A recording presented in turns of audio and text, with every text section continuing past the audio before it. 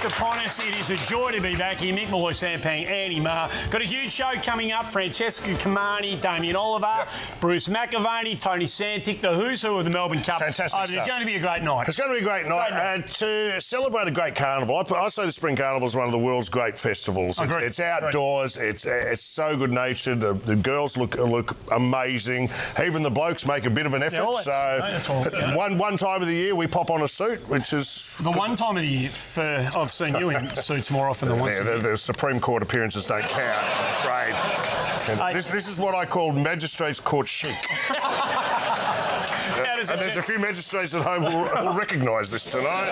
Hey, I haven't seen you for a while, but just looking at you now, that is exactly how I thought you'd wear a tie too. By the way. What are you talking about? Just not quite right. It's off today. You've got it's all skewy. It's a great time of year, and I couldn't agree more. I ranked this upcoming Spring Carnival just above the Winter Olympics. That's where I. You just love your world sports, don't you? Hey, start.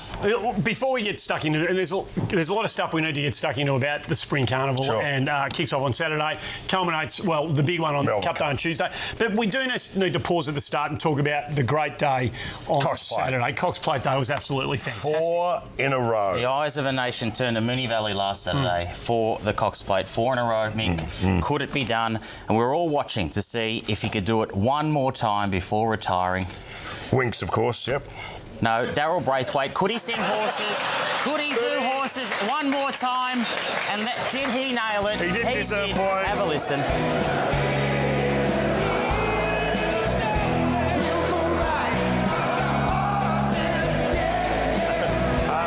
Sadly, I have to point out, moments after this footage was taken, he was put down by the on-course bet. No, he's pulled up lame. Can I just suggest that Daryl, by the way, when it comes to singing that song, if I was booking him, I would make it contractually obliged to him for him to sing the whole song.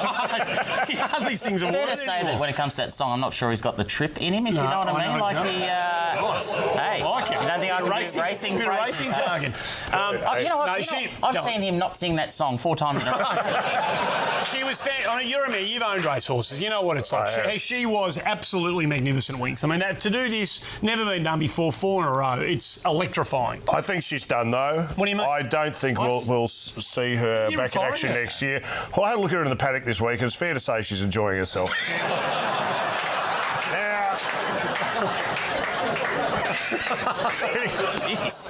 Pretty hard to beat that back into shape by my next Cox show. No, she's had a go after winning her 4th, and why wouldn't you? Have some fun, girl. No, it's all about the Cup. I mean, it's some fantastic. Kicks off Saturday. You won't miss a beat here on the 7 Network as well. Kicks off on Saturday. It gets to Tuesday, Cup Day. It's a very special race. I mean, this is part of Australian folklore. It's part of who we are. Have you got a favourite? It's the most famous race in the world. I think originally they walked the horses from Sydney to Melbourne to then race in places like Changi in prison. They used to run their own cups. It's a significant day for many reasons. I remember the first one I was living in Canberra, and I was around a friend Stephen Coleman's house. And I think his dad must have had a bet because we were watching the Melbourne Cup and his dad was up at the screen with a pin picking one of the horses in the arms. And that was my introduction to the sport of kings. And I think that was grade 2. You got a Canberra. I just think my earliest memories, I remember in 1983 Kiwi winning it. And Snowy Lupton and Jimmy Cassidy. Okay.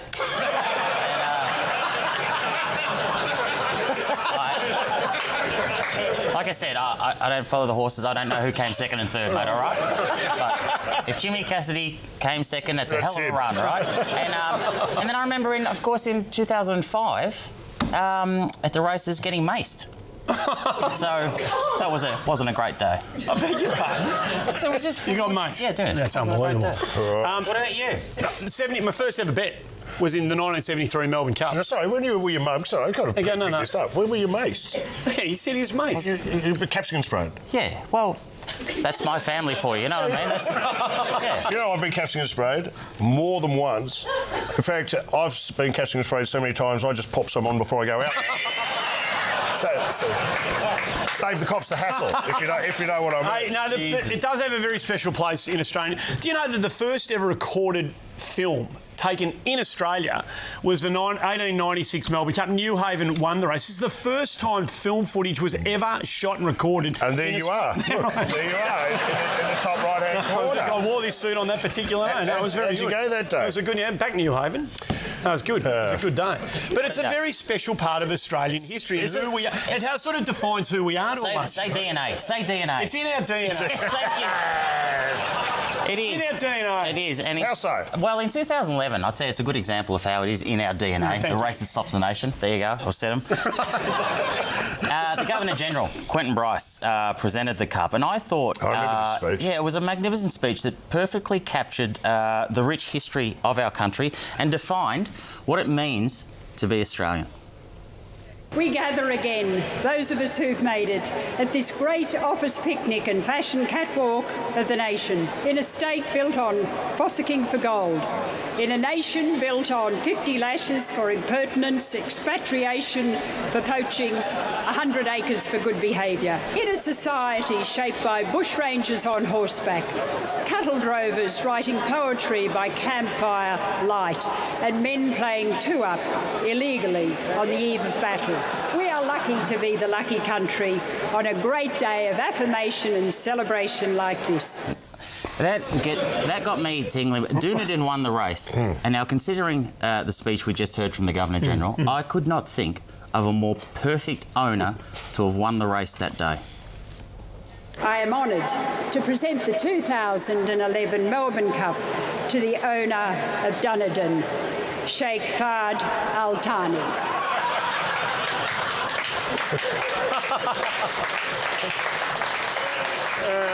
And the horse was Irish. Horse was Irish. By the way, the Sheikh Leicester lost all his money in a two-up game, so he was doing the right thing. Hey, can we say hello to the front bar bookie? Yes. Paul Collegia. The front bar bookie, what are you betting on? What are you taking bets on as we speak? Well, boys, a lot of money's been splashed around. A lot of people love betting on the grey, so a lot of money has come in for the grey. Who's the grey? Daryl Braithwaite, of course. Right. He's a grey. Unfortunately, he's in a weight for age race, so he'll be carrying about 135 kilos, which will make it pretty hard for him. But we're taking bets on anything, boys. Taking bets on anything. 2-1, you can get Andy Marr being mistaken for Daryl Braithwaite's dad. That's Good odds. Take it. Good odds. 2-1. That's funny, is it? What about that one? 11-4, you can get Sam Pang trying to sneak into a marquee pretending he's that kid from Little Big Shots.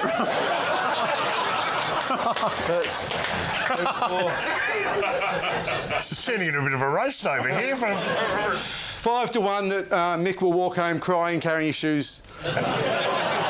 Again. On the first one. Hey, what are the odds on you coming back after the break?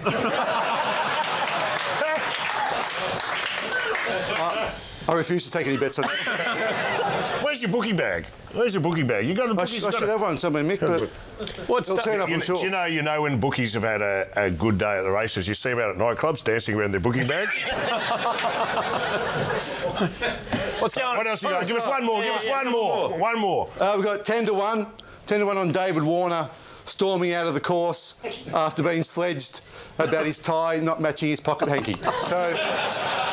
get on board, folks. All right. What about the marquees? What's going on in the marquees? What? Well, it's funny, we're actually taking bets on the marquees. We're taking bets on which hors d'oeuvres will be served in the marquees. Righto. Andy, 3-1 favourite is goat's cheese crostini. Yeah, right. Yep. I reckon with probably like a fig and olive tapenade. Sounds like an international raider. Cheese and Cabana. That's out to 33 now. We're not out the gate. And 250-1, you can get frog in a pond. All right. We'll take that. Take that. No, we're on. Yeah, we're on the frog in the pond. Good work from you. Well done. I'm glad Bookie Paul Collegia over there mentioned the marquees because they're a great part of the carnival at Flemington. And there's some innovations all over the place this year. For example, in the Pace marquee, $60,000 Shetland mattress, entirely handmade. The mattresses, these were the mattresses that were actually on the Titanic, if you can believe it or not.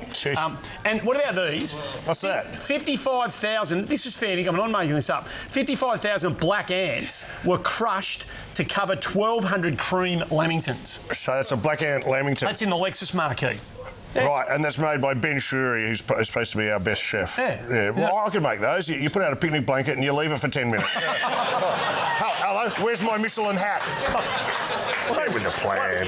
That is nuts. I am a bit upset about that. One of the other innovations this year is the bird bath. Have you heard about the bird bath? No, who's got the bird bath? Which one's that? Well, there's a bird bath. Look, there's a suggestion that if you want to jump into the bird bath, if you're out there during the carnival, probably do it before race 3. Might get a bit messy in there a bit later on the afternoon. Bird bath. It's a bird bath. You know, like the marquees seem to be a touch exclusive, but it's bird bath where it's, you don't have to be a celebrity. Just anyone can go to the bird bath. Is that right? Is that okay? Right. Yeah. Good news for you, Andy. So. What's your favourite marquee? Favourite marquee? Where do you spend most of your time? The Saudi Embassy marquee. That's the one. Mate, sometimes you go in there and you just can't get out. It's unbelievable. You don't want to leave. What about... Not a few people I'd like to see going into the Saudi Embassy. What do you like about the marquee? The $2 shop is a good one, I reckon. That's one of my favourites. Race Tent City. I spent a bit of time. Is there one there this year that's got a lockout? Did I hear that? The Mum tent? The Mum tent. The Mum, you've got to be in there by... If you're not in there by 4, you're not in. So that's right, the Mum tent. Yeah. I'll be the one who decides which tents I get locked out of. Thank you very much. Oh, the Victoria Police marquee is amazing. I've spent a lot of just amazing. That's Biggie. That's not a marquee. That's a holding cell. Great fun, nonetheless. Hey, all right, where are we? They're not all just about fashion and celebrity. You know what I mean? With the colour pieces and you cross down to the reporters down there, you can learn a lot. You can learn the most interesting things down there at the marquees. My favourite one, for example, is lemonade. And what a lot of people might not know is that the secret ingredient in lemonade is actually lime. Stop it.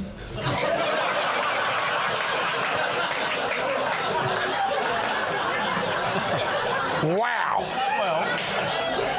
Seriously, stop it. And I got a question on that. What? If that's a fact, and I believe it is, shouldn't it be called limonade? All right, let's not get bogged down in this, Andy. Stop it. Based on that logic, you believe that Fanta is made of fantails, do you? Is that what you're thinking? Hey, guys. I'm glad they mentioned fashions, though. They're talking about fashion. We mentioned the fashions, and I mentioned ladies in particular love to make an effort, and they always look gorgeous. They put so much effort in. This is a typical example. Have a listen to Rebecca Judd. So, Manning Cartel dress, Victor and Rolf clutch again, some Paul Brown diamonds, and Leon Edmiston shoes. They're my comfy shoes today. And a lot of kids from Bangladesh who make $3 a month. But I mean, I think we need to. They never thank them. They never thank them. They always go missing. But that's a typical version of the effort that people go to. It's true. Now, even the men have a crack. Yeah, they do. Dress, $16.95. Suspenders from a sex shop. Shoes from Payless. Underpants from my sister.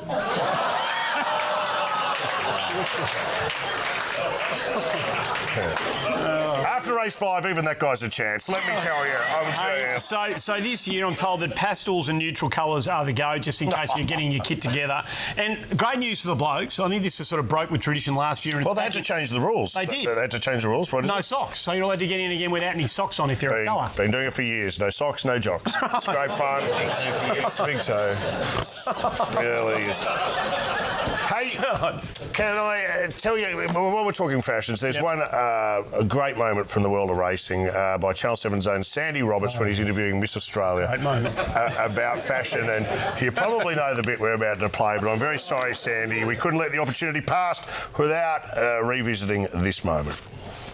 And in fact, we still have Miss Australia with us in Leanne Cock and Leanne Dick, I should say. And Leanne, it's going to be very interesting. I wasn't contractually obliged to play that. Never gets old. He's a good egg. We're going to get a break out of the way here on the Melbourne Cup edition of the Front Bar. Don't go anywhere. When we come back, Amanda knows all about the race. 3-time winner, one of the greats, Damien Oliver. Yes. To join us.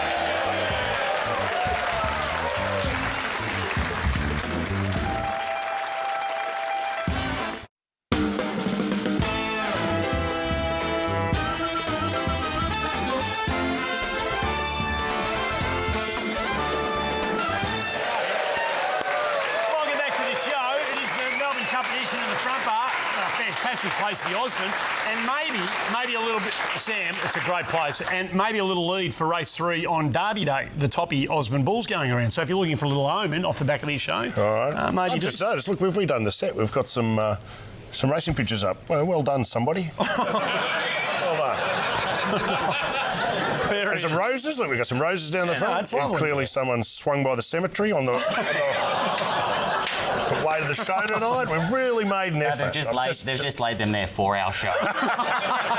They'll be presented to us posthumously. Hey Sam, you've been for regular viewers of the show. One of your areas of study is the commentary that goes around. Generally AFL footy, Aussie rules. But commentary in general, I think of any sport. Love it. I love it, and I reckon it's difficult, and especially with horse racing, it's a hard job just remembering the names, but especially also capturing the drama and the tension at the start of a race. I think you've got to get your timing just right. Spot on. And I reckon Brian Martin in 1994, I just reckon he's timed this to the second. The crowd getting restless.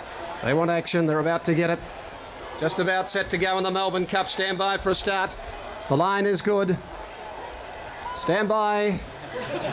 About to go. Light about to come on. The Cup of 94 about to be run. They're ready. Set to go. 24 runners make a good line. Starstruck on the outside. Out Pompey in 3. Set. Starter on the stand. Line looks good. Stalls are cleared for the great race. Ready to run. River Verdon ready. Wait for the start. Melbourne Cup field is set. Lights on. Hey. They're off. Hey!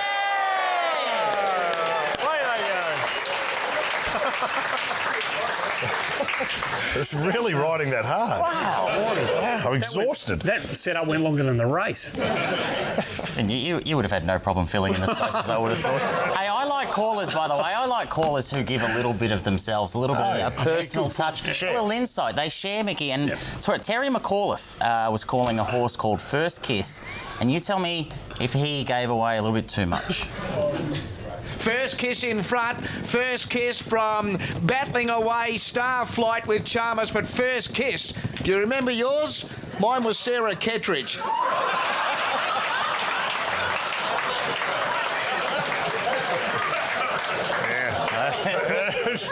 Don't you just know that there's someone called Sarah Kettridge falling off the end of her couch right now? Who was yours? First Kiss? Well... Big hello, Auntie Gwen. Big hello, Auntie Gwen. Come on. I'm a bit bashful in that. I'm just a bit too much respect. It'll happen any day now.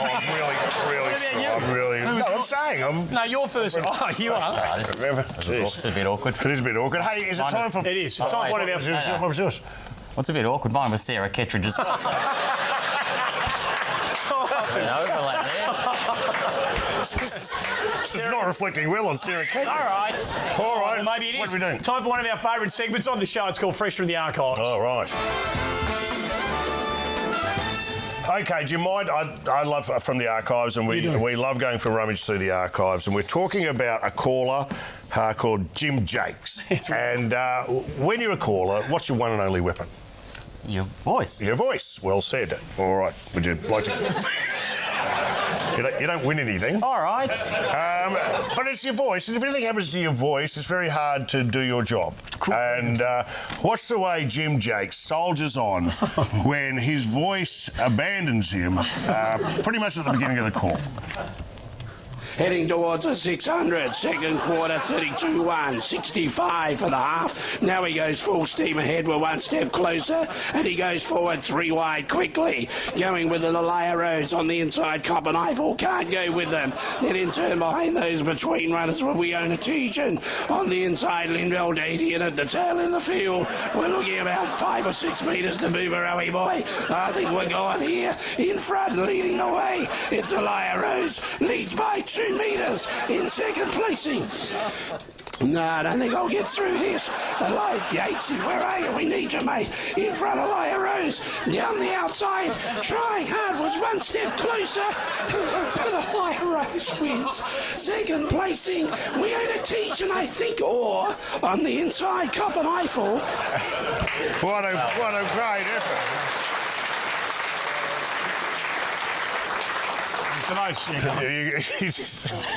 He came back and did the same race the following year, but with an electronic voice box. So it had a much better ring to it. For those wondering, Cop and Eiffel did get second in that race on the night. So and he did say later, but you couldn't hear it, but his first kiss was Lisa Kettridge. So Sarah. Oh, well, no, could have been a sister. Twin sister, exactly. Hey, a man who knows all about the Melbourne Cup. Remarkably, Bobby Lewis has ridden in 33 of these great races, but Damien Oliver is on the second line. On Tuesday, hopefully, he'll be riding in his 27th Melbourne Cup. Please make him welcome. Three-time winner, Damien Oliver, everybody. Thanks for coming on, mate. Right here, right now, is your horse going to be okay, and are you going to be okay to ride on Tuesday? Yeah, we've both pulled up with a sore foot. I'm coming up good, okay. Yeah. I think I'm going to be right to ride tomorrow and then Saturday, and the horse has got a bit of a bruise on his foot as well, so the next 24 to 48 hours will tell, but he should be fine too. You know what I'd do if I was you? Ride side saddle.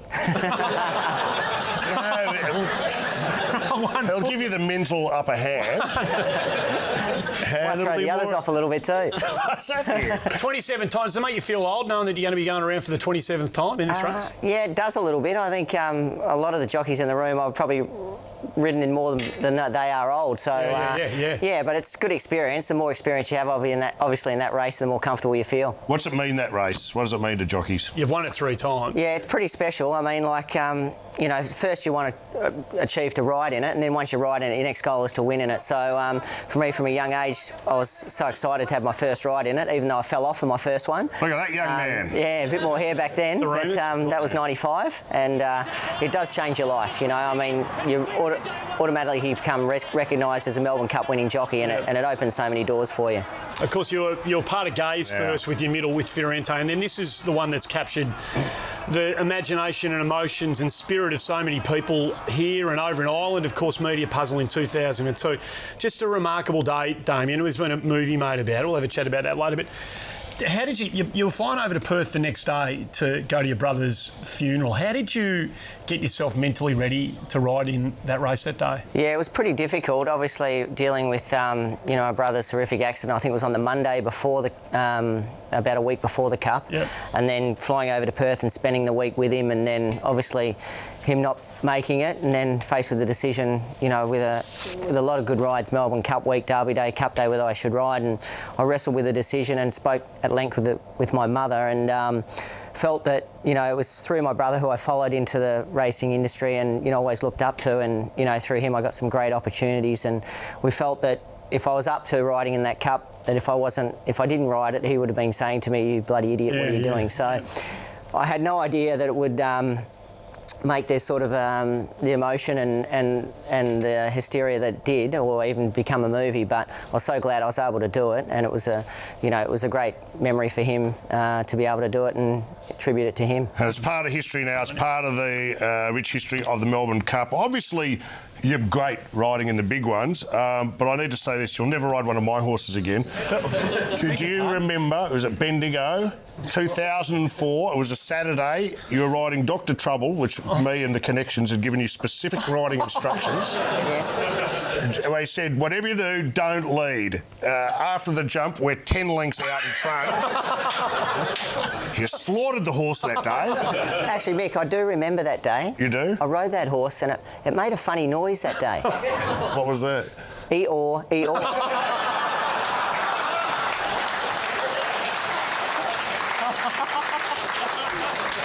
You win this round, Oliver, but you've made a very powerful enemy. That's all I'm saying.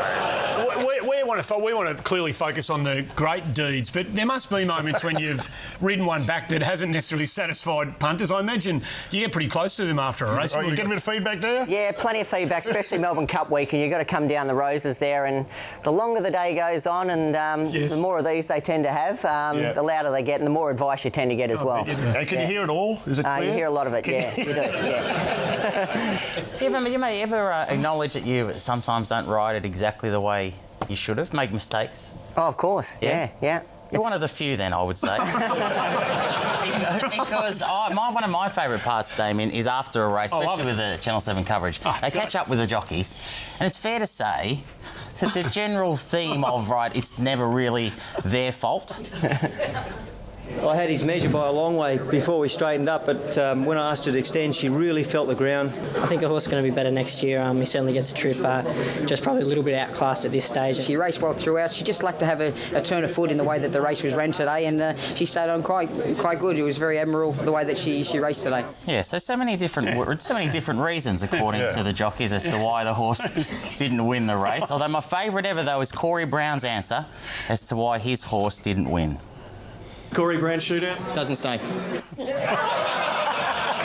Simple as that. There you go. Simple as that. No, bang. Just gives it straight out as it is. It is one of the great things about the caper is that it does provide such great theatre and great drama. And it is why we mentioned to Damien before, so many movies have been made about horse racing here and around the world. And of course, you were a mentor for Stephen Curry in the story that was the telling of.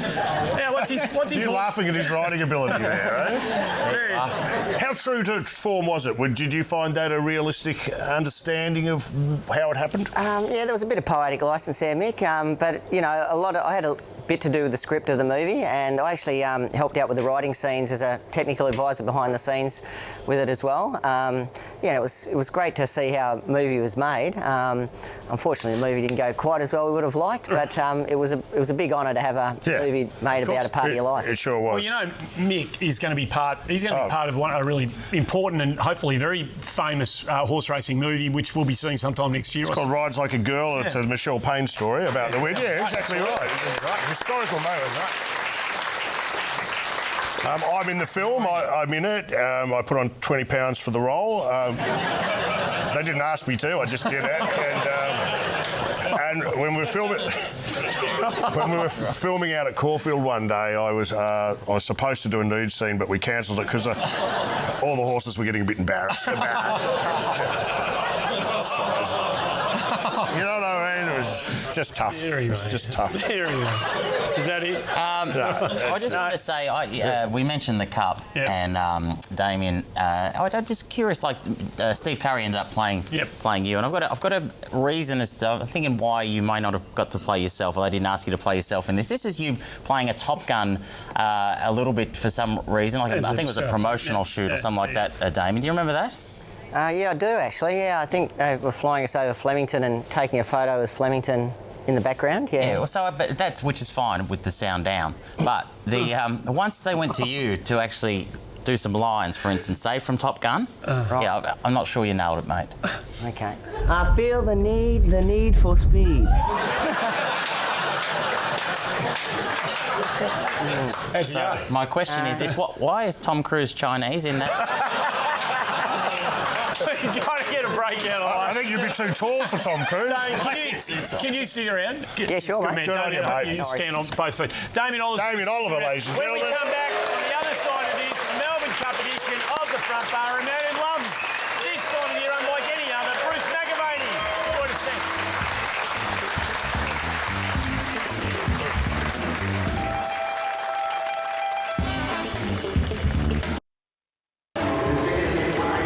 She's home. Come on. She's home. Look at her go.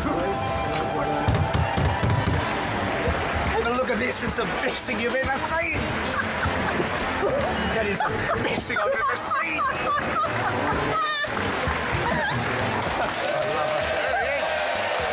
Welcome back to the show.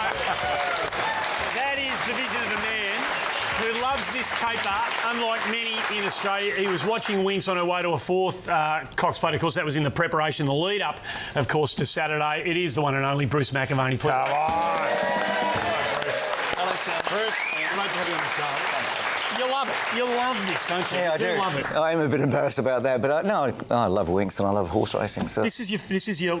It's my first love. It would be, isn't it? Right, in world sport, yeah. You know how the first kiss? Well, this is my first love. Yeah. Who was your first kiss? Yeah.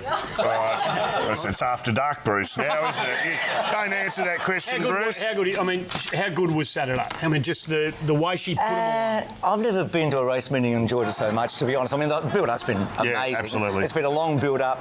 We love the trainer, we love the jockey, we love the owners, but we love the horse more than anything. So I feel like it's Phar Lap for us. I mean, Phar Lap in 1930, the oppression was on, the whole nation got behind him. But to me, this is reliving it all. And are you on record as saying this is the best horse you've seen?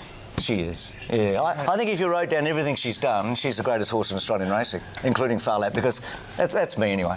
Okay. What a fairy tale it was for a $1.05 favourite to get up. What? Come on, mate. It's not about. Sometimes it's actually not about the punt, right? He did get under. She started at $1.25. Oh, okay. I'm going to ask you a question then, based on what you just said. I'm going to give you one horse you can have in your backyard that you own. A 3-time Melbourne Cup winner or a 4-time Cox Plate winner. Which one would you rather have in the backyard? I think they're on a par.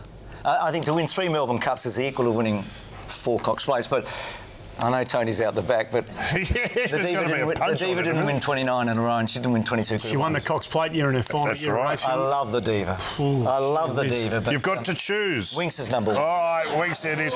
And you said that, and you've seen quite a few good horses. Did you call your first Melbourne Cup, was it 1985? Yes, 85. I'm going back, yeah. And you know your horse. You probably know better than anyone, and I know this because I've seen you do this. You know, I'm putting you on the spot, but you used to do a party trick, and I saw you do this once, where you can call the last 400 metres of any Melbourne Cup. We call out the year, and you can do it. Do you still do that? That's just true. I saw him do it at a restaurant. It depends on this. 1965, light fingers.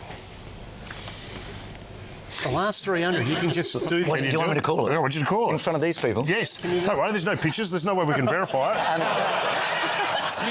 Bang it up. Here we go. There's a fall in the Melbourne Cup. Matt Lott's gone, so's Bullhead and River Seine. Into the straight, Yatesy leads a length and a half to Midlander. Coming at them, Prince Grant and then Zima Zingalee. Sailor Whaler now, light fingers. A furlong to go before metrics. Zima's taken the lead. About a half to Midlander, Yatesy. Light fingers coming at Zima. Zima a half in front. Light fingers getting to Zima. Light fingers is coming. They hit it. Dead heat in the Melbourne Cup.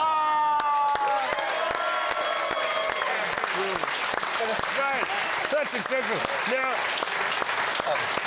I knew he was going to call it. I didn't know he was going to ride it as well. That was a little extra, but that is truly just a great thing to do. You know, that's the same make way, me smile. It's the same way I courted Sarah Kettridge. So, is it true that after you don't like listening to your race calls back? Is that another fact of yours that you're not? I don't like listening to anything back, including being on the front bar. So Mick mentioned your first Cup call was 85. What a nuisance! You're not telling me that you've never heard that call back, are you? I wouldn't have heard it I might have heard it once on the news that night. Can we play the last couple of hundred? Would you mind? Here it is. Here's Bruce McAvaney's call of the 85 Melbourne Cup. Then Corey May, what a nuisance. Feeder was under the whip. Tristark went to the fence from Tripsingham. I'm a Prince coming with a great run. Corey May's got to this one. Our boyfriend with Butternut, what a nuisance. I'm a Prince and Feeder War. What a nuisance goes to Corey May. Corey May and what a nuisance. What a nuisance wins the fastest Melbourne Cup. And knows to Corey May. That's a good call. Well, it is the first time I heard it for about 30 years. I got the brand in, didn't I? The Foster's Milk. You did very nice. The same company. We're still Lloyd Williams. That's true. Nothing's changed. Lloyd's still winning them. What's still winning them? Bruce, can I just say, as a race caller, I can only imagine that a race caller's worst nightmare would be to forget the names of the horses or a horse. Yeah, it is. Does that ever happen? Did that ever happen to you during your brand career? It has. Yeah. No, I was at the Globe Derby trots one night and I forgot the first horse and Ollie, I wish you were here to help me, but and I just went blank and the whole grandstand turned around and looked at me and I just froze.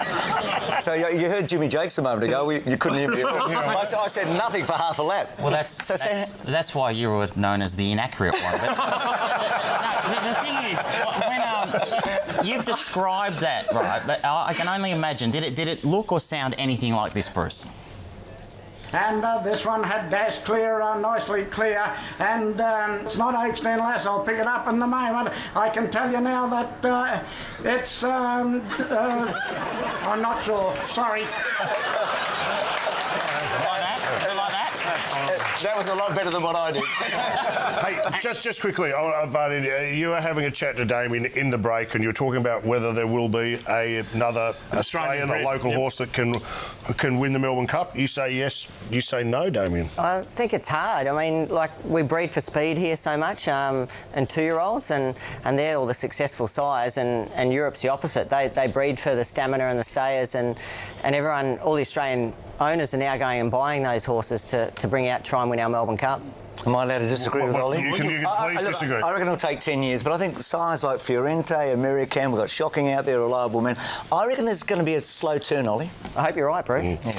And you've been around a long time. Can I ask you what the hell's going on in the commentary box here? This is very interesting to me. Oh, God. You are... That is a... Hello, girls. Dinner's on. A young Bruce McAvaney calling a race in a box that's in South Australia. Do you remember this? Yeah, it was a hot What's day. happening? Well, look, it was a hot... I actually had a bad day on the punt, Ollie. I lost my shirt. yeah, probably back in his rides. I would have thought. It's your horses. You're donkeys, Mick. Hey, you wouldn't have got it wrong through lack of preparation. I'm keen to talk to both of you blokes about that. But did you, for any of the young people who might be watching this tonight and they're keen to get involved in the caper, have you got a little tip on maybe how to get the preparation right going into race day? Because you had a very unique way of doing it. Ollie, you're going to be... I'm embarrassed to talk in front of Ollie. I used to get the coloured pencils every Friday night and colour the colours in next to the horse. And that's how I remember it. So, you know, I was sort of... I used to enjoy it, actually. Yeah, good. Yeah. Your caper involves enormous self-commitment and dedication. Have you got a routine that you follow to get ready for big race meetings like Saturday, Tuesday, Thursday, Saturday? What's this? What are we looking at here, Damien? Hello, looks like me in the sauna. And you've got one at home, haven't you? Yeah, I do, yeah. That's the worst man cave I've ever seen. That is terrible. How long would you spend in there? Usually about 30 minutes at a time, yeah. And you can be, from an hour to 2 hours up to a race meeting, yeah. What do you weigh tonight, Ollie? Because you're on a horse that's got 54 in the cup. What do you weigh tonight? Yeah, I'm about 56 at the moment. Same. Pretty much. Will you find it easy to drop those 2 kgs? Yeah, not too bad. Yeah. And your body gets conditioned to doing it, so you kind of know what you have to do. Yeah. Will you drop 2 kgs? Easy peasy, Japanese. I'm already on it. You're sweating up in the mountain, I feel like I'm in the sauna. That's generally what you look like when you go to the Supreme Court. Hey, can I ask you? You have friendship with Bart Cummings. That was a particular one, and he's such an iconic figure of Australian racing. What can you tell us about that? Well, he's everything we know. I mean, one-liners, good quip here and there. One-liners? That was on a chatty day. It was. No.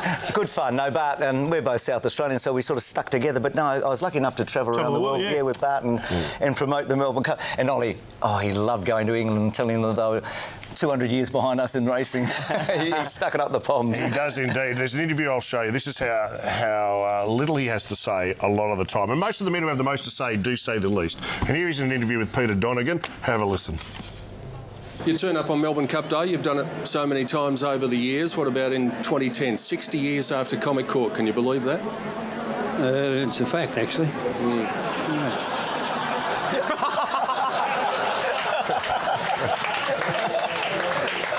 By the way, immediately after that interview, Bart's eyebrows were downgraded to dead. So he's done. You may as well have gone and interviewed his statue. I think you'd get just as much to say. Oh, no, we used to hang off every word, didn't we, Ollie? Oh, he had some famous one-liners. I remember he used to say to the owners, how much for you to train your horse? And he'd say $50 a day, but $100 if you want to help me. Did you ride many for him? Yeah, quite a bit, actually. Yeah. I rode my first Group 1 winner for Bart Cummings. Who was that? It was a horse called Submariner. Did you know that? And I won a Cox Plate for him with Dane Ripper. Of course you did. Had quite a bit of luck, I can't believe it was great to see that clip, and travelling with Bart looks like it'd be a hoot. But, I can't believe, Bruce, we saw that clip there too, and we're talking about Bart Cummings. Peter Donegan was the one who was interviewing, and I've always considered you a bit of a poor man's Donegan. You are unbelievable. I grew up watching Peter Donegan. He was a great servant here at Channel 7. He did lots of different types. He covered different types of sport. You tell me this though, right at the end, because he's gone now. Murray's come in and white answered him and said it's all over. You tell me here though, right, one of his last days of work at Channel 7. Pick the moment. Is he working for Channel 7 or the FBI? Now there's Des Gleeson and there's Pete. Right, Channel 7. All right. FBI.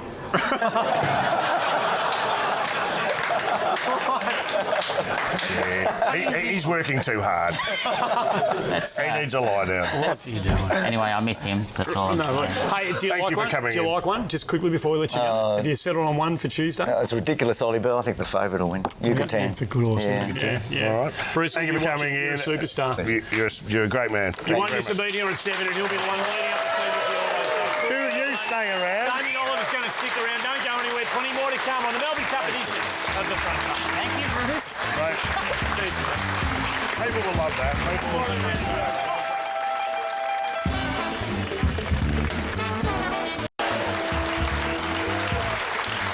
Welcome back to the show. It's the Melbourne Cup edition of the front bar. We are blessed to have a member of one of the great horse racing families on planet Earth, and of course, a very, very valuable member of Channel 7's commentary team. She'll be doing all her work on Saturday and beyond. You know who she is. Please make her welcome, Francesca Kamani, everybody. Hi, Francesca. Hello, how are you? Thank you for coming. Lovely to have you on the show. Yeah. It's a great time of the year. Obviously, we're all getting excited. We're going to see you and the rest of the team doing it, doing all your great work from Saturday. Horses are in your blood, aren't they? I mean, can you ever remember a time in your life where you haven't been close to them, surrounded by them, involved with them? No, not at all. Where I grew up at home in Newmarket, my bedroom, I looked out onto a courtyard full of horses. They were always clip-clocking past the window. I think I was put on a horse before I could object to being put on a horse. Oh, I think we actually have some vision. I mean, how old were you? I think I must have been about 2. That's me and my very naughty little Shetland called Rudolph, who was an absolute terror. But my biggest claim to fame is that he would get rid of me regularly, but he also used to get rid of Frankie Dettori. Well, that's good company. Yeah, that's good company. Were you ever... The world's best jockey used to fall off Rudolph. Did you used to dismount like Frankie Dettori in those days? I wish. No, that's me and my brother Matty, who's now training here in Australia. He's on... Who's he on? Minty, I think? And look, I mean, just look at the face on Rudolph. He looks an absolute terror. They're all nasty, those little things. Is it true that your mum used to occasionally rode to school to pick you up on horseback? Is that a true story? Yeah, she used to bring Rudolph to school because in Newmarket, like, the whole place is pretty much, like, dictated by horses. Yeah. So she used to bring Rudolph to school to pick me up and I'd hop on and... Sounds really sport, doesn't it? Wow. Mummy, bring my pony to school. No, Francesca, it's a beautiful... Who doesn't love a riches to riches...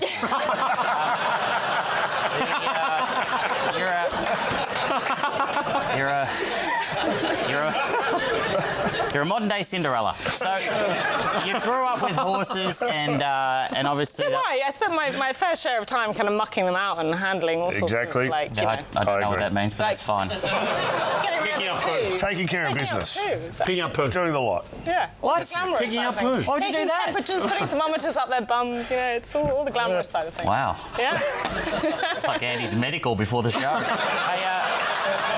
Francesca, you don't have to laugh at everything you said. Okay. Right, come here. All right, what have we got here? What are we looking at here? We're looking at the connection that Francesca has with horses. Beautifully captured here during just this week, where you hopped on this little pony, and I'm assuming, Francesca, it must just be like riding a bike.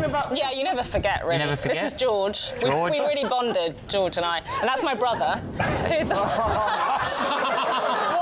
I don't know. I'm not sure how you guys like to display love in your families, but we like to kind of play really nice practical jokes from each other and then really laugh. When No wonder your dad hasn't won a Melbourne Cup. Too much piss farting around down the stables from the team. It looks they need to get on the job. And that must be harder than it looks to ride those. They're Shetlands. Honestly, if you learn to ride on a Shetland, Damien will probably. You're actually sorted for life because they're. I mean, yeah, I tend to think the earlier you get on a Shetland and show it who's boss, you get the idea. I think we've got something here. I mean, Shetland or donkey? What is that? That's a donkey. It's a fine line, isn't it? Shetland, donkey. It's not the one that Damien had. Francesca, is that the normal angle of a donkey's back? What is that? Damien, It is after he got on. have you had issues riding Shetlands? Yeah, I have actually. When I was younger, my brothers and I used to race our ponies against one another, and Francesca's right, they can be little terrors, those Shetlands. But Mick, is that the one? Is that the horse I used to ride? Yes, it is, Damien. And is that when you put on the 20 kilos for Michelle Payne's movie? Just ignore Damien. He's really starting to ship me. He really is. He's really.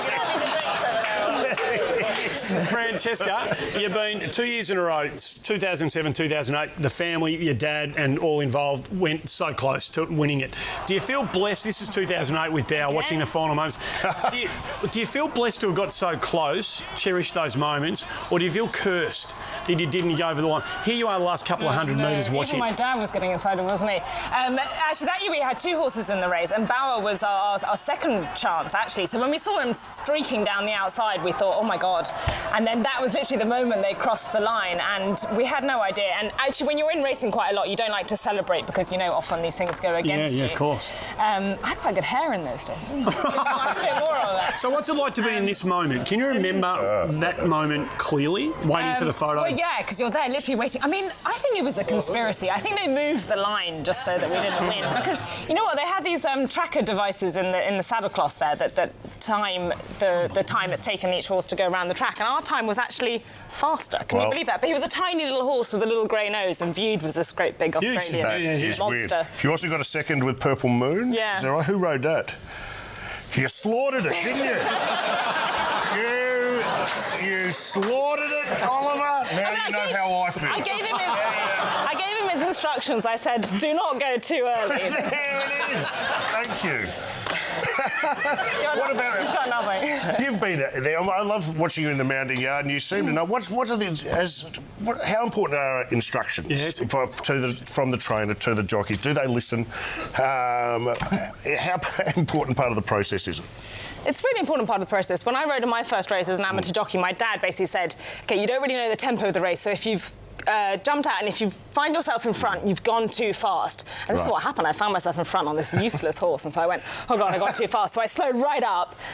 Turns out the race was run like 25 seconds slower than standard because I went that slowly. And then everyone came rushing past me. Yeah, I really stuffed it up. How often do you get these instructions that Mick's talking about here, Damien, and then within 50 metres, it's out the window? Be honest. It's just not panning out the way you would have hoped it to pan out. Yeah, well, look, you kind of have an idea before the race how you think it might unfold, but as you said, it doesn't always work out that way. And I mean, the best thing about a good jockey needs to be able to make quick decisions at the right time. So, you know, you've got to know what's going on around you, and you're making a lot of split-second decisions throughout the race. So you got to have great anticipation to what's going on around you as well. One of the great stories of the year is Chautauqua. Oh. Now, can you explain to us at home what's going on? I personally find it the funniest thing in the world. Here's a horse that goes, yeah, I don't think so. Yeah. Not today. I'm not going to go. Yeah. I reckon I've done it. Waiter, check please. I'm out. Can we have? I've done it. I've earned you loads of money. I've won you endless Group 1s. Can I show you all just one such example of Chautauqua just saying, no thanks. He's the Einstein of the four-legged variety. He's a great thinker, is the mighty Chautauqua. And we're about to find out the future of the modern-day Burnborough of Australian racing, Chautauqua. Elite Drake in. Here we go. And he stood there. He didn't come out. He refuses to leave the barrier. He's really trying. That jockey. I love his face as well. And how stupid does a jockey look when they're trying to get a horse out of the stalls? You sure that wasn't you? It's the type of thing you would pick. But what has happened there with that horse? I mean, that horse has won millions and millions of dollars and it's just gone, It's just got clever. I mean, they talk about racehorses. They say, oh, it's like Winx, for example. She's so intelligent. She knows where the post is. She's a real professional. But actually, you wonder sometimes if they get too clever, it's not great because they start refusing to race. But that, Francesca, that horse had won. And had won a lot of races. Yeah, he had won a lot of races, but he just got clever. He went, look, I've done my bit. I've won masses of prize money. This is the funniest thing. To do it again. I already told the other horses, watch this. It's got to be. It's got to be a pisser.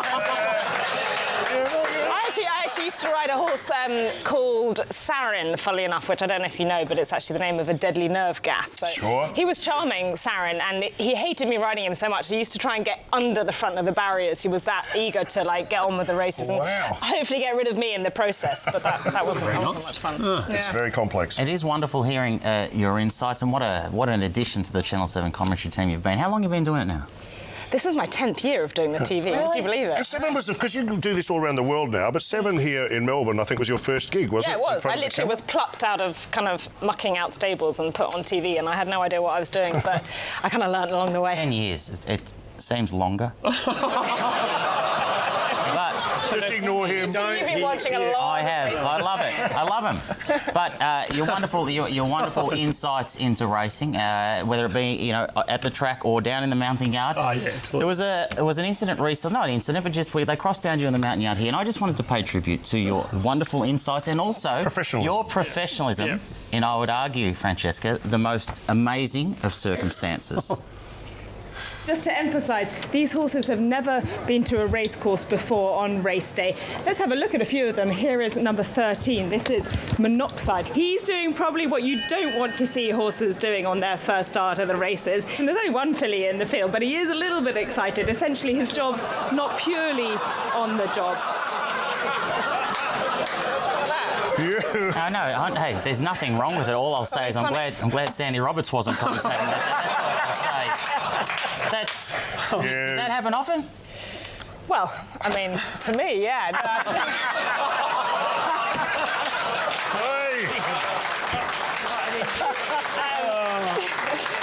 It happens a bit. It does. Yeah. We're going to have to let you go. The internationals coming over this year, the form line now reads so strong in terms of the contribution they make to the... Can you give us 2 or 3 that we should be having a look at for Tuesday? 2 or 3 that you think are most likely? Well, I think it's a really safe bet is putting your money on the internationals because they're a really strong bunch this year. If you look at the betting, I think Olio Villiers is the only Australian horse in the top 10 in the market. So focus on the internationals. Yucatan, everyone's got really excited about his win in the Herbert Power. That was good. Phenomenal. But I don't like backing favourites. Okay. So let's Is there 2 go Yucatans? against Did Yucatan. I hear there's 2 Yucatans? Yucatan Aya, they tried to put a kind of suffix, prefix, suffix it's hard. on the end because there was another Yucatan, but they've decided against that kind of silliness, so he's now going to run as Yucatan. But I went to see the horses at Werribee yesterday afternoon, really close to them, and had a good look at them. And Magic Circle looks great. He's got a bit of weight, but he looks fantastic. Best Solution, I think he's got too much weight. Okay. Cross Counter and Rostropovich are both Northern Hemisphere 3-year-olds who have got a nice light weight. Am I confusing you here? No. I'm interested in you saying Rostropovich because I've backed the Rostropovich. It's the longest a woman's ever spoken to Andy.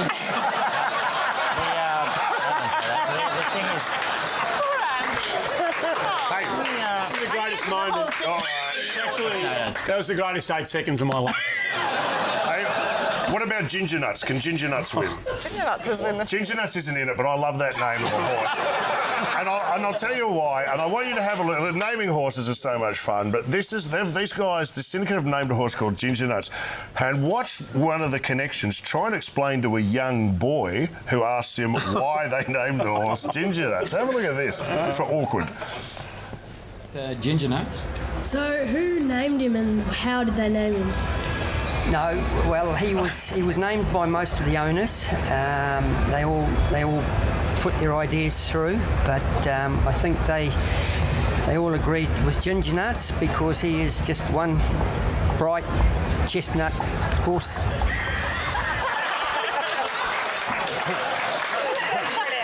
Who are they protecting there, the child or Hamish? I don't know. We do have to get to a break. We'll be watching you on Saturday right throughout the carnival. You're a magnificent acquisition. We're an outstanding team here at 7 that covers the big carnivals as well as anybody. And it's been a joy to have you on the show. Thanks for coming here. Thanks, Francesca Tremonti. And to you, Damien Oliver, we won't ask you for a tip. We just hope that you're going to be OK. Good luck on Saturday with a good book of rides and good luck to your horse. Hopefully Red Verdon gets up for you on Tuesday. Thanks for coming on the show. Damien Oliver, our special guest as well. Don't go anywhere, not too far away. A man who had a horse that won 3 in a row. Going to join us on the show. Tony Sandy, come next.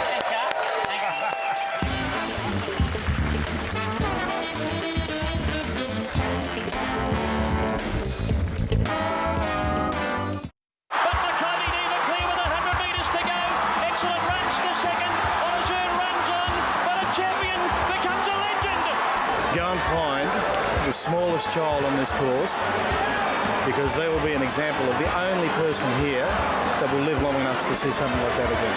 We all decided after this great race today, she is retired as of today.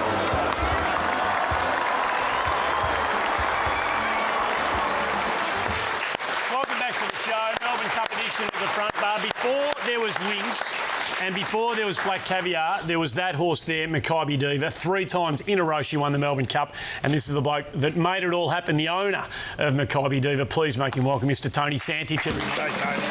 Hiya, mate. Great to see you. Great to see you again, Tony. The first time I met you, we were in a bar in Melbourne and you were sitting on your own, minding your own business, and I went up to you and I said, Tony, we've just got a horse, a syndicate, but there's no room for you. do you remember that? Oh, but no, you don't. No. Thank you for coming in. Talk us through the origins of this horse, how you found it. What did you pay for it? John Foote, my bloodstock agent at the time, went to Tattersalls and bought her mum, which was called Tequila, for 60,000 guineas, which is, I don't know, 120 grand. And in foal to Desert King. So when she was born, so you've got to have a bit of luck in the story. Yes. When she was born, when she was 6 months old, we sent her to Tattersalls to the sales. I think we had a reserve of 30,000 quid on it. We didn't get a bid. So, not a bid? Not a bid. What? Was she a good-looking horse or not? Oh, she was small and gangly, and so John says, we'll put it in the next sale. And I said, no, we've been buying all these horses and we seem to be selling for under, so I said, send them all back home. And she came back and went to Arrowfield, and that's... fantastic. When did you know? Well, 3, 4, 5, she wins the greatest race of all, the one that does stop the nation. When did you know she was going to be a bit special? How old was she when you realised that she might have been able to get close to doing what she did? Oh, we didn't know that she was going to do that at all. But when she won the Werribee Cup, we thought, hey, we've got something here. Yeah. And then when she won the Queen Elizabeth on the last day of the carnival, that's when we won our first Melbourne Cup. Yeah. Because she's in the Melbourne Cup next year. And if you own horses, you know what can happen in 12 months, but we didn't see that. We're in the Melbourne Cup. Unbelievable. So we celebrated like there was no tomorrow. I bet you did. And that was when, most people just want to be in the Cup. Yeah. Not alone. I mean, you don't win the Melbourne Cup. Yeah. It's one of the first horses I can remember that captured the imagination of the general public, and people turned up in costume, and we've saw it subsequently with Black Caviar and now with Wings. That horse at the time, and there aren't many horses that break through from racing circles to the widening community, but there was just a general love and ownership of that horse by the Australian public. It must have been great for you. Oh, it was. I mean, people come droves, after the second Melbourne Cup and... to see her, whether it's Sydney or wherever. And it became the people's horse, and people's horse. So when she went out... There's the people's horse, but with a cup out the back of a yellow Lamborghini. It's the people's horse for you. Oh, that was Port. Nice mullet.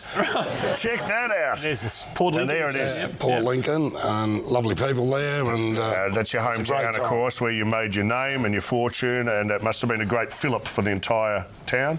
Oh, it is. I mean, I think the last cup, the pubs couldn't pay out on the day, so they had to come back. You broke the bank. No, the people of Port Lincoln did. I was in Melbourne, so it didn't worry me. Can I ask you, Sam, what's the biggest? I know you have a crack at your own horses. Can I ask what's the biggest bet you've ever put on your own horse to collect, or is that personal? Oh no, we've had a crack. I love racing. Yeah, we had a crack. A couple of hundred each way? Or? Oh, look, we normally had a bet to pay for all the shindigs afterwards, so, we won a few 100,000 off it. People's horse. How much? I love it, mate. I love it. How much have you... I was going to say, how much have you lost on your horse when you put on your bets? Which one? All of them. That's between me and the tax man. Let me tell you. And it's wonderful to hear the stories about the owner of Maccabi Diva and the experience, but also Glenn Boss, I think, was on for all three of them, I believe. I love, coming back to the mounting yard, Tony, Glenn Boss, just always so humble. You wouldn't even know that he rode it sometimes when he came back to the mounting yard. Thought, you know what I mean? He's almost invisible. You can't see him there. Well done, mate. You didn't fall off for 3,200 metres. Like, it was in the moment, so... Yeah. Do you enjoy the comparisons now? I mean... Sorry, I know jockeys aren't allowed to bet, but it looks like he's had a little go at that. Oh, he hasn't, of course. I know nothing. Hey, are you enjoying the comparisons? I mean, yours did the 3 Melbourne. She's now done the 4 Cox plates. Are you enjoying the comparisons that people are making? Which is the better horse? Yours won a Cox plate as well. In the year... It was a Cox plate and a Melbourne Cup in the same carnival. I mean, this is unbelievable. Yeah, but I mean... we should get it right. I mean, the best sprinter I've seen. And we've been fortunate enough to see 3 great horses in the last 13 years. Black Caviar winning 25 out of 25. That's pretty good. You can't beat that. And one at Ascot. So, could we ask our bookie, maybe, who do you think is the better horse? Is it Winx? Is it Maccabi Diva? I'd say Ginger Nuts. All the way for me. Ginger Nuts is there I see Ed Sheeran on the board. Why have you got Ed Sheeran there? I've got Ed Sheeran. He's down to 2-1, Mick, to sue Ginger Nuts for stealing his nickname. Good odds. Good odds. Tony, have you ever gone early? Have you ever thought you had it in the bag only to work out that you weren't first past the post? Because this is the worst feeling in racing. Has that ever happened to you? Oh, I think we've all had that happen. We all have. These guys too, these young boys from Japan, and I love this. This is like racing Gogglebox. Have a look at them. They think they're home and hosed. There they go. Okay, what could go wrong? Can't lose. Seriously, what could go wrong? Cannot lose. Jockey falls off.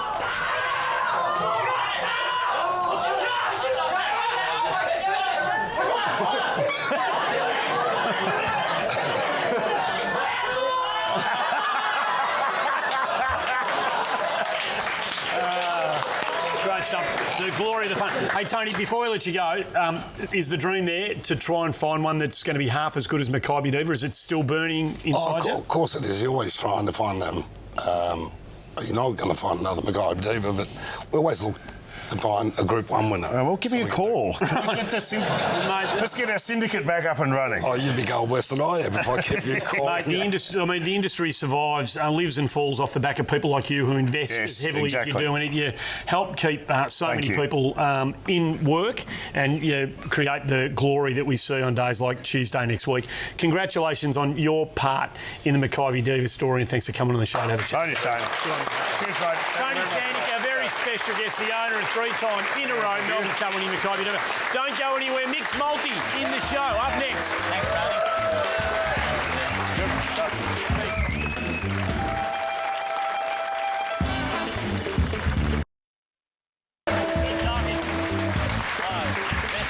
Get back to the show.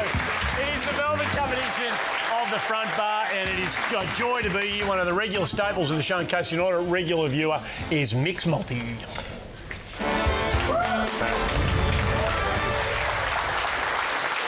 And it's the multi's time to shine because it's actually the Spring Carnival and there's actually horses involved. So I've boned you. Beg your pardon? If that's all right. And you're out. You're on the out list. Good job. Yeah, I know. Thanks, Sam. That's the funniest thing you've said today. Replacing you is Sportsbet saying Simon Marshall. Yes. Bring us up to speed. I wanted to go, honestly, when he was going, I'm not saying this just, but when you were going, you were one of the very best going around, my friend. You were a superstar. I love you very much, Andy. Thank you very much. We had a little bit of fun when we were riding, but... Highest finish in the Melbourne Cup? Fifth, Mick. Fifth? Yeah, 92. Sub-Zero went past me at the time. I was in front for 5 or 6 strides. Yep. It was a wet track, and who were you on? I was on a horse called Cavalieri. I rode it for Laurie Laxton, who actually trained a Melbourne Cup winner, Empire Rose. Biggest race you've won? Biggest race, prestige-wise, the Australia Cup on a horse called Durbridge. Good horse. He was a very good horse, yeah. 11 years as a jockey? Yes, Sam. When did you retire from the saddle?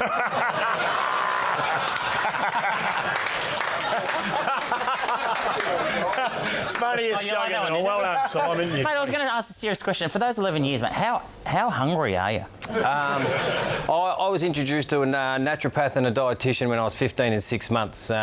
Unfortunately for me, my first day at the races, I had to lose 3/4 of a kilo. To ride 48 kilos, I needed to be 46 stripped. So it was going to be tough. In my terms, that's a chin. It's a whole chin. Hey, we've got to get into this. Are you ready to go? I'm going to throw some bets at you. You choose whether you accept them or not, and possibly offer alternatives. Are you up for that, Simon? Ready to go, Mickey. All right, here we go. Our first spring carnival mixed multi. Let's go. First up, check out this bloke. He stands on a horse, but then adds a degree of difficulty for his dismount. Check him out. Have a look.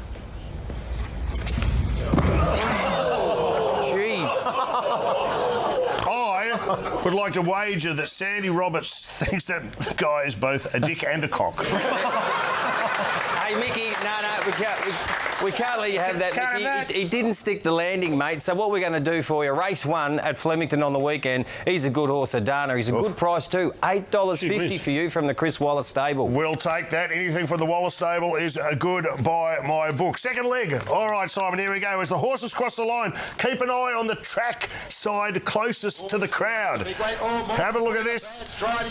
And all this is close. Whoa! Simon, I'd like to wager that guy won in a photo finish by a short half head. Yeah. And guess what? He weighed in light too. Hey, but no, Mickey, not going to let you have that. You can't have streakers on a race course, can you, folks? No, you can't. How about Flemington Race 2? Very Elegant's the short price favourite. $2.05. Darren Weir trains this one. It's a bit stingy. Can you do any better than... I'll talk to the team. You talk to the team? You see if we can get it. That's a polite no. That is... All right, Simon, have a listen to this race caller. I'm not entirely sure that he's been provided with a safe work environment. Soho Aphrodite, one by one, as they go to the turn out of the straight. There's a possum in the box. Can you believe it? I've never seen this in my life. Get rid of it, quickly. Oh! Simon, I'd like to wager that little possum grew up to become, in later life, Bruce McAvaney. Now that I've got to find you, Mickey. I've got to find you. Yeah, that's clearly BS. BS responsible this spring carnival on behalf of the team at Sportsbet. Okay. We're going to give you Osborne Bull, third leg of your multi. Osborne Bulls. How about this? $3.20 from the James Cummings stable. Lock it in. I like it. It's getting juicy. All right, Simon, let's boot this baby home. What about Andy's just had first-hand experience of how I take in this segment every week. Nothing. No, there's not much going on, is there? From where am I? Oh yeah. to boo this baby home, Simon. Blake Shin passes the post and salutes in his own special way. Have a look. Here he comes. To finish back at the rear of the field. Sporter Kings.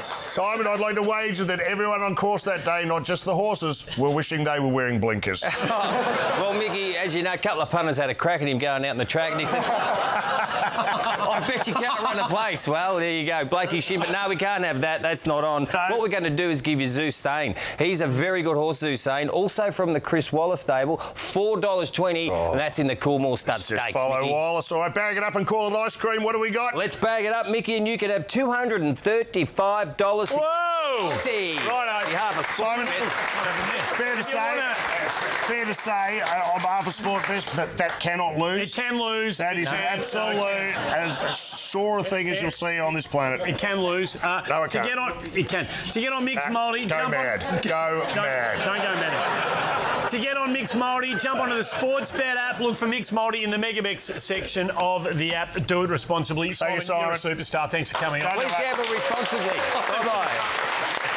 Don't go anywhere. A very special guest coming up in the last shout. After this, go mad. We're going all right.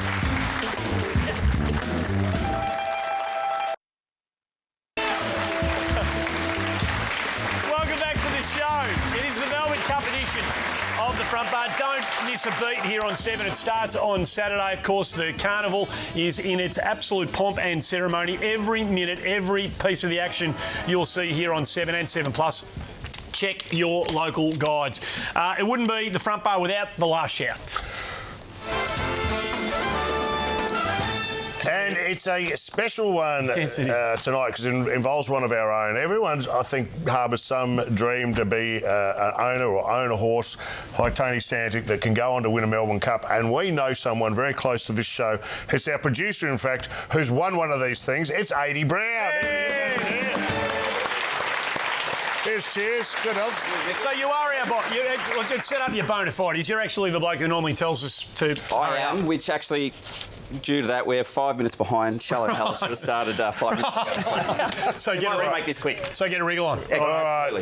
It'll seem a lot longer than it is, but no worry about that. So tell us about your involvement with the horse and how you came to it. My brother started a syndicate called Men in Hats, group of 5 mates. I wasn't one of them.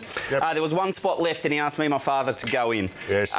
Dad took Mum on a holiday to Bali and I was lucky enough to get a small spot. So how much? We're talking about 2006. 6 of us. Prince of Penzance. 10% of Prince of Penzance. How much was yours? Which equated, I was 1.66%. Right, okay, but did you ever add a bit of mayo on that? Oh, yeah, I used to call it 2% because it sounded a bit more impressive. Hello, ladies. I own 2%. Have you? And what about bets? Did you win it? What? So Prince of Penzance. 100 to 1. Won at 100 to 1. 100 to 1. So you've had a big crack at that. Oh, yeah, we, very much like Tony, as of course, $10 each way. Right. So 2015 Melbourne Cup. Can we have a look at the... No, well, we went. So I went, and my brother, no chance. I didn't think a chance to win this. I'd never seen the horse win live because I just didn't used to go. Yeah, right. But I thought it'd be interesting. I'll film my brother watching the race and the mates, and what a great keepsake. And so this is it. This is me filming. That's my brother there. On 100 to 1 shot, you don't give yourself much chance. At the start of this race, my brother was a podiatrist. By the end, he thought he was Bart Cummings Jr. So we're watching the race, and I'm filming then, but there's a point when it gets a little bit serious. We start to jump a little bit. Oh, no. It's game on here. And I accidentally hit stop on the camera. So I didn't know. You know what? That is good producing. Yeah, missed the money shot. Here it is. So this happens. And that's you. And that's me jumping around. And there's Sam, Mike, Diesel, Scotty. 80. What's it like to be in that moment? Tell us what it's like. Amazing. I don't know why I worry about my sonnies, but it was just the most. I never thought you're going to win it. Tony said he didn't think of winning one. I shouldn't be winning a Melbourne Cup. A Melbourne Cup? It is absurd to think that there's a Melbourne Cup sitting next to you like that. That's not. Hey, 80, they're wrapping you up in my ear. They're wrapping you up. Congratulations, and an historic one with Michelle Payne in the saddle. Who were the connections who didn't want her to ride? Was that you? No, I would never name anyone, but it was my brother. No, you know that. And our bookies over there, I can see Payne win on the board. What does that mean? Payne win, we've got one special bet. You will not get better odds than this, 12 to 1, Michelle Payne to win the Melbourne Cup again this year. She's retired. All right, that's blown out to 14 to 1. 80, well done. Thank you. It's great to see you, and I think we're done here. That is the last time you'll see us in 2018. We'll be back, hopefully. Get stuffed. All things being equal, we'll be back next year. We'll keep our fingers crossed and see how that goes. Thanks to our great friends at Carlton Draft. Good punting. The show on. Thanks, Cody. Thanks to everybody who came on the show tonight. Most importantly, thanks to the studio audience. Thank you at home for watching. This has been the Melbourne Cup edition of The Front Bar. Good punting, and we'll see you next